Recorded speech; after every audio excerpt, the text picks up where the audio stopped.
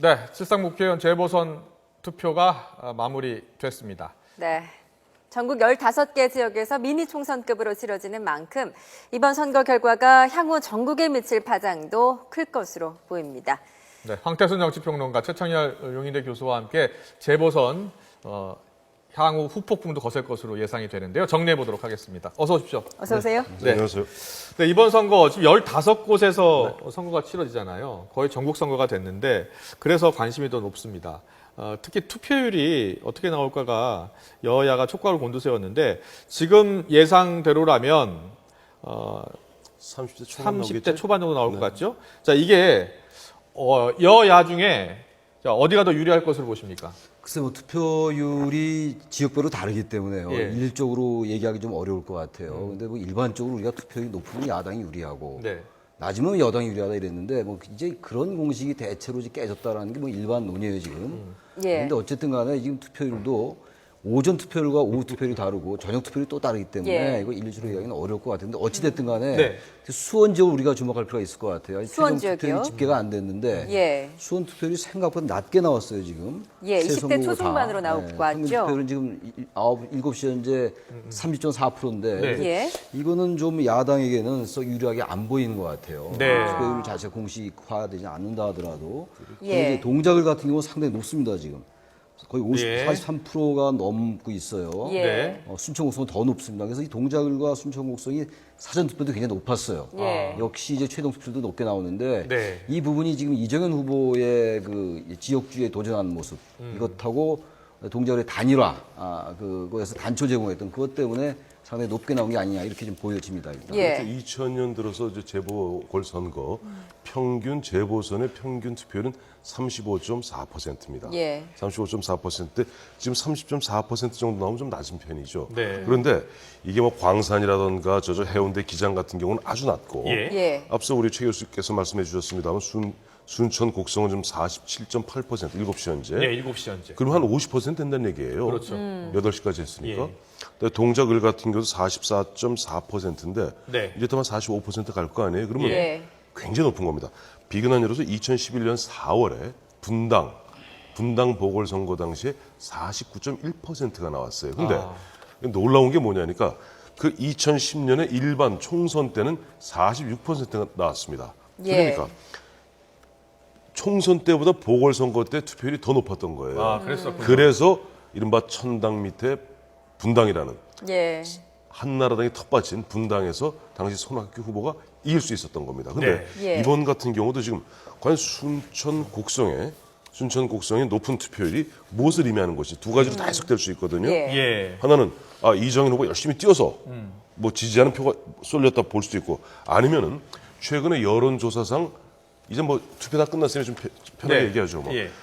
순천 곡성에서는 이정현 후보가 앞서는 그런 여론조사 결과가 왕왕이 나왔습니다. 네. 그러다 보니까 서가번 후보에 대해서 호호를 떠나서 일단 예.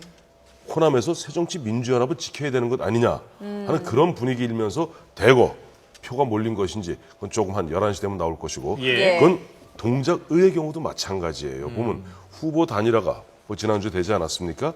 이제 보면은 기동민 후보가 이제 중간에 이제 포기하고 노회찬 후보로 단일화되었는데 이런 부분에 있어서 막판에 보니까 나경원 후보가 피치에 몰리는 느낌이 들더라고요. 예. 마침 예. 어제 같은 경우 나경원 후보 이런 얘기까지 했죠.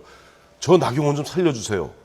마지막 가니까 처음에는 보면 나경원 후보 느긋했거든요. 예. 중앙당 내려오지 마라. 그러니까 뭐 한국일보 등 코리아 리서치 조사하면 거의 뭐 따따블 스코어로 이겼으니까요. 네. 내려오지 마라. 나 혼자 뛰겠다 그랬는데 해보니까 그게 아니란 말입니다. 그러니까 막판에는 저 나경원 좀 살려주세요라는 이른바 언더덕이라고 그러죠. 예. 동종표에 의존하는. 그래서 과연 이게 45% 왔다는 것이 정말로 박근혜를 지키고 나경원을 지키기 위해서 그동안 집에 계시던 어르신들이 대거 나오신 것인지 예. 아니면은 이제는 기동민 후보가 일단 포기했지만 노회찬 후보로 단일 후보가 되었기 때문에 예. 이번에 조금만 더 힘을 보태면 될 수 있다. 그래서 20대, 30대 이른바 청장년층이 대거 나온 것인지 이 또한 11시 되면 아실 수 있습니다. 알겠습니다. 예, 이제 잠시 뒤면 알 수 있을 것 같은데요. 전남 순천 곡성도 짚어주셨는데 어떻게 보세요? 그 이정현 후보 지금 이제 분석해 주셨듯이 이정현 후보가 순천에서 조금 높게 나오니까 오히려 이제 야권세가 결집했다. 글쎄요, 이렇게 누가 더 유리한 겁니까? 보십니까? 제가 이제 뭐 예. 아까도 말씀드렸지만 이제 다 예. 끝났으니까 좀 편하게 예. 얘기될 것 같아요. 굉장히 조심스러웠었는데 예. 전 글쎄 이정현 후보가 40%를 넘은 적도 있었고요. 또 우리가 항상 이럴 때마다 얘기하는 게 김부겸 후보가 지난 대구 시장 선거 때도 상당한 득표력을 보이는데 결국은 지역주의 벽을 못 넘었어요. 예. 역시 이제 이 부분은 이정현 후보가 이기냐 지느냐가 박근혜 대통령의 핵심 측근이 이기냐 지느냐 문제는 좀 아닌 것 같아요. 그 예. 부분도 같이 중점은 되겠습니다만 예, 예, 예. 과연 이정현 후보가 지금 몇 번째 도전을 했잖아요. 지금 광주에서도 몇 번 출마했었는데 이번에 이제 순천 국수는 처음이죠. 만약에 40%를 넘고 안 넘고 문제 떠나서 당선이 된다면요. 네. 이 당선된 거 하나가 한국 지역주의의 벽을 허문다라고 하는 건 너무 성급한 진단이겠으나 아무튼 간에 1987년도에 민주화되고 나고 예. 그다음에 88년도에 처음 총선이 1988년도 13대 총선이었어요. 그 이후에 소선거구제가 계속되면서 한 번도 이 지역에서는 이긴 적이 없어요. 예. 지금 이 새누리당이 예. 이긴 적이 없단 말이죠. 이 새누리당 계열 정당이.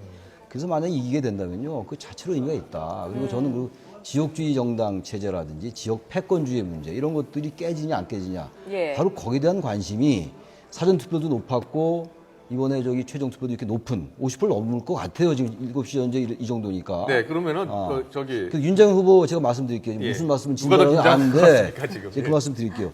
윤장현 후보가 지난번에 그 광주시장 선거 때 굉장히 그 지지율이 낮게 나왔어요. 결국 이겼지 않습니까? 새정치연합. 예. 그때 뭐 공천 얘기가 많았어요. 공천에 대한데. 근데 그래서 결론적으로 전 이정현 후보가 네. 어렵지 않겠느냐라고 생각을 해요. 결국은 상당한 지지도 받고 또 예산 폭탄이라는 그 구호도 맥힌 것 같고 네. 예. 미치도 일하고 싶다라는 이런 구호도 맥힌 것 같으나 역시 호남의 마지막 투표 심리는 또 다르지 않겠냐라고 예. 저는 조심스럽게 예측을 좀 해봅니다. 예. 예. 네.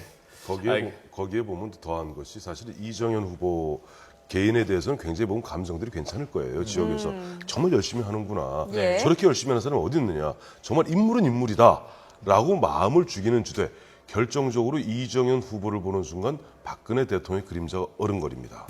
왜냐하니까 지금 기본적으로 새정치민주연합에서는 이번 선거의 프레임 자체를 갖다 박근혜 정부에 대한 이른바 중간평가적 예. 그런 흐름을 잡고 있는데 과연 호남에서 박근혜 대통령을 중간평가하겠다고 나선 새정치민주연합 그리고 어떻게 보면 박근혜 대통령의 최복심인 이정현 후보는 좋으나 그 뒤에 그림자 박근혜 대통령 그림자 보면서는 아무래도 손이 쭉 1번으로 가다가 마지막 순간에 2번으로 갈 가능성이 크다. 그래서 저도 최창열 교수님과 마찬가지로 정말 애는 썼는데 네. 결국 승패는 조금 보면 어렵지 않겠는가 보고 그러나 무엇보다 중요한 것은 앞서 말씀하신 대로 6.4 지방선거에서 당시 김부겸 후보가 당당히 2번을 달고 대구에서 선전했던 바와 마찬가지로 이번에 당당히 1번을 달고 어떤 최선의 노력을 다했고 또 소기의 성과를 거둔다면 그것이 지역 구도를 갖다 깨는 조그만 아주 큰 틈을 갖다 만들어 나가는 그 의미는 그럼 우리가 결코 가벼이 생각해서 안 될 겁니다. 이 토론하고 글쎄 약간 뭐 비껴 있는지 모르겠는데 그 예. 말씀 나왔을까 얘기인데요. 예. 이 지역주의 벽이라는 게 제도적 보완이 필요합니다. 이 소선거구제로 도저히 지역주의 못 깹니다. 예. 그래서 이번 선거 끝나고 나면은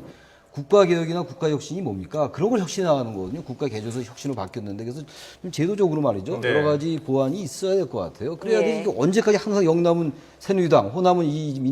민주당 계열정당 이렇게 하면 안 되지 최 않겠어요? 교수님 그거 왜 안 되는 줄 알겠습니다. 아세요?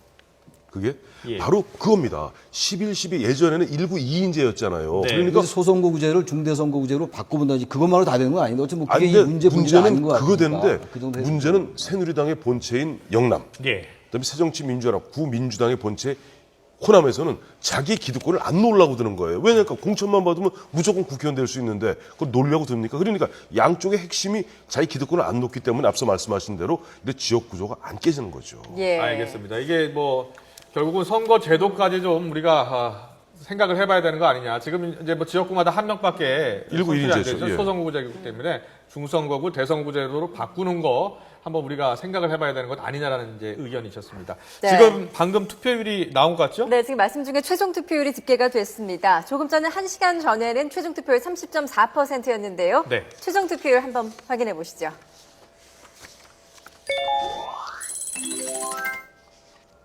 예, 오늘 최종 투표율 32.9%로 집계가 되고 있습니다. 그러면은 2013년 재보궐선거 32.5%였으니까요. 조금 더 높아졌죠? 예, 지금 역대 32.9%. 재보궐선거 투표율을 보고 계신데요. 네. 2011년 4월에는 39.4%, 그리고 같은 해 10월에는 45.9%를 기록했습니다.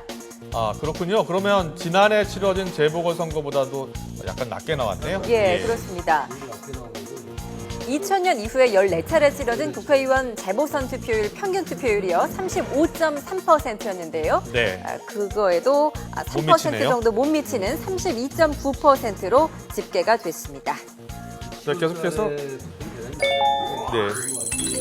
예, 최고 투표율 보고 계신데요.